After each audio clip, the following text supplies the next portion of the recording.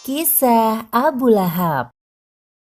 Kisah ini terdapat dalam Al-Quran, surat Al-Lahab ayat 1 hingga 5. Abu Lahab adalah satu-satunya paman Nabi Muhammad SAW dari pihak ayahnya yang paling menentang dakwah beliau. Abu Lahab adalah julukan yang melekat pada Abdul Uzza, nama sebenarnya. Ia dipanggil Abu Lahab karena wajahnya yang merah menyala seperti api saat marah. Sedangkan istrinya bernama Ummu Jamil. Sepasang suami istri itu hidup serba berkecukupan dengan harta benda yang mereka usahakan. Pada tanggal 22 April 571 Masehi di Mekah, lahirlah bayi laki-laki tampan yang disambut gembira oleh semua keluarga Abdul Muthalib, termasuk pamannya, Abu Lahab. Baginya, kehadiran Muhammad kecil seperti penghibur atas kepergian saudaranya, Abdullah, yang pergi begitu cepat. Tahun demi tahun berlalu, Muhammad kecil tumbuh menjadi dewasa sampai pada usia 40 tahun. Beliau diangkat menjadi Rasul.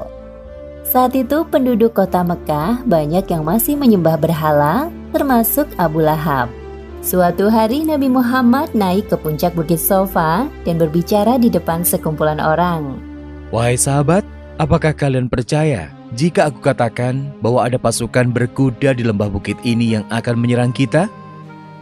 Ya, kami percaya padamu, wahai Muhammad. Kami tidak pernah mendapati sedikit pun keluar darimu ucapan dusta. Sesungguhnya aku adalah seorang Rasul yang bertugas memberi peringatan kepada kalian agar beriman kepada Allah SWT dan meninggalkan sesembahan selainnya.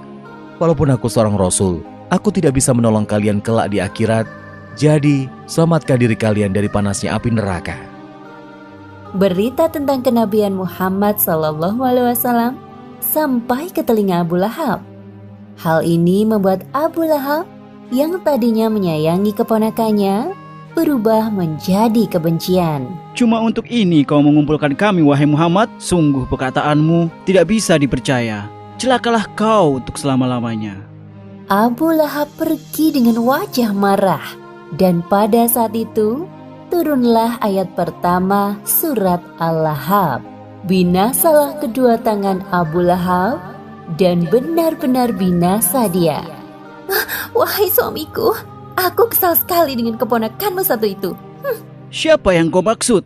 Muhammad, siapa lagi? Kenapa, wahai istriku? Apa yang dikatakan? Dia menghina kita dengan kalimat bualan dari Tuhannya. Begini katanya, binasalah kedua tangan Abu Lahab, dan benar-benar binasa dia. Tidaklah berguna baginya, hartanya, dan apa yang ia usahakan. Kelak, ia akan masuk ke dalam api yang bergejolak, neraka. Dan begitu pula istrinya, pembawa kayu bakar, penyebar fitnah. Di lehernya ada tali dari sabut yang dipintal. Berani sekali yang mengatakan bualan seperti itu. Keduanya tidak menyadari bahwa kalimat yang diucapkan istri Abu Lahab adalah bunyi dari surat Al-Lahab ayat 1 hingga 5 yang diturunkan oleh Allah SWT sebagai peringatan kepadanya. Ummu Jamil pergi menuju ke Masjidil Haram, berharap menemui Muhammad. Namun yang dilihatnya hanya Abu Bakar sedang duduk di halaman seorang diri. Wahai Abu Bakar, di manakah Muhammad? Dia telah menghina aku dan suamiku dengan bualannya. Kalau aku bertemu dengannya, akan aku pukul wajahnya dengan batu ini. Abu Bakar hanya diam.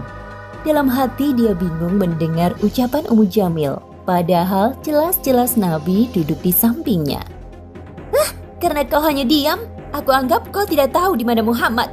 Kemudian Ummu Jamil meninggalkan tempat itu dengan penuh amarah. Wahai Nabi, tidaklah engkau mengira dia melihatmu? Dia tidak melihatku. Allah telah menutup pandangannya dariku. Subhanallah. Setiap hari Ummu Jamil menyebarkan fitnah tentang Nabi kepada para tetangganya. Bahkan ia juga sempat mencelakai Nabi. Seperti yang disebutkan dalam surat Al-Lahab ayat 3 hingga 5. Kelak ia, Abu Lahab, akan masuk ke dalam api yang bergejolak, neraka. Dan begitu pula istrinya, pembawa kayu bakar, penyebar fitnah. Di lehernya ada tali dari sabut yang dipintal. sesuai dengan adat masyarakat Arab zaman dahulu, yaitu menikahkan anak-anak antar keluarga, seperti dua putra Abu Lahab yang dinikahkan dengan dua putri Nabi, yaitu Ruqayyah dan Ummu Kulsum. Wahai anak-anakku tersayang, tahukah kalian bahwa Muhammad telah menghinaku dan ibumu di hadapan banyak orang? Sebelum kalian menceraikan istri-istri kalian, jangan berani-beraninya datang menemuiku. Kebencian Abu Lahab kepada Nabi Muhammad semakin menjadi-jadi. Ia mulai mengumpulkan orang-orang dan menyusun strategi perang. Namun disebabkan usia yang semakin tua dan tubuh yang lemah, Abu Lahab tidak ikut serta dalam peperangan. Abu Lahab berjalan-jalan di sekitar rumahnya dan bertemu dengan Ummu Fadl, istri Abbas. Istri Abbas sedang bersama budaknya. Wahai Abu Lahab, kenapa kau tak ikut perang untuk membela Tuhanmu, Lata dan Uzza? Untuk apa aku turun ke medan perang? Cukup hartaku yang menggantikanku. Lagi pula, aku sudah terlalu tua untuk ikut berperang. Di tengah pembicaraan mereka, lewat beberapa laki-laki yang pulang dari medan perang. Bagaimana hasilnya perang? Apakah kita menang? Kita kalah wahai Abu Lahab. Jumlah kaum muslimin memang lebih sedikit dari kita. Namun, mereka dibantu oleh pasukan perkasa berbaju putih yang sangat hebat dalam berperang. Apalagi banyak dari kaum kita yang menjadi tawanan mereka. Apa? Itu pasti malaikat yang dikirim Allah untuk membantu kaum muslimin. Diam kau budak! Abu Lahab mengambil kayu untuk memukul budak laki-laki itu tanpa henti. Karena tidak tahan melihat budaknya disakiti, Ummu Fadl mengambil kayu besar dan memukul kepala Abu Lahab sampai ia terluka dan jatuh. Abu Lahab kembali ke rumahnya dengan kepala terluka. Luka di kepalanya melebar ke seluruh tubuh, berbau busuk dan menular. Harta benda yang dimilikinya habis untuk mengobati penyakitnya. Seperti firman Allah dalam surat Al-Lahab ayat 2 yang berbunyi, "Tidaklah berguna baginya hartanya dan apa yang ia usahakan." 2 hari setelah perang Badar, Abu Lahab meninggal dengan mengenaskan. Tubuhnya membusuk dan berwarna hitam.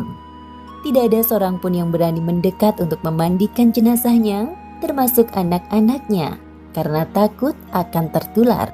Akhirnya anak-anaknya melempari jenazah Abu Lahab dengan batu dari kejauhan sampai tertutup seluruh isi rumah. Demikianlah akhir kisah Abu Lahab yang enggan beriman sampai akhir kematiannya. Pelajaran yang dapat kita ambil dari kisah ini diantaranya: pertama, jangan sekali-kali mengingkari ayat-ayat Al-Quran seperti yang dilakukan oleh Abu Lahab dan istrinya. Kedua, jangan membanggakan harta benda yang kita miliki, karena semua itu tidak bisa melindungi dari azab Allah. Ketiga, ada balasan untuk setiap perbuatan yang kita lakukan di dunia tanpa memandang hubungan kekeluargaan, seperti Abu Lahab yang merupakan paman Nabi Shallallahu Alaihi Wasallam saat mengingkari perintah Allah tetap masuk ke dalam neraka. Wallahu a'lam bishawab.